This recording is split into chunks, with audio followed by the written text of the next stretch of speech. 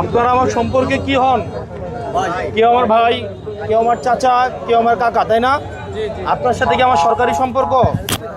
ধরেন এখন ম্যাজিস্ট্রেট একটা আছে ওই পিছনে, আমি অনুরোধ করছি যে আপনি এখন আইয়েন না।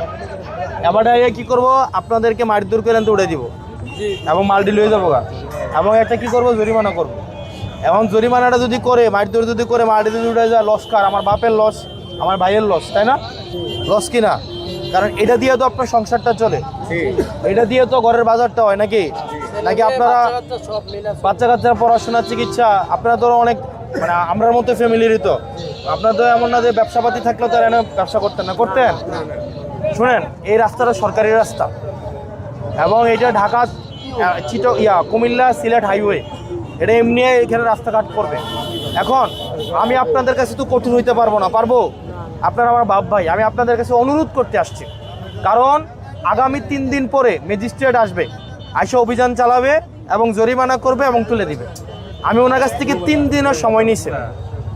এই 3 দিনের মধ্যে আপনারা সবাই এই যে এখানে যা যা আছে এগুলো সব ছেড়ে দিয়ে আপনারা জেলা পরিষদে চলে যেতে হবে।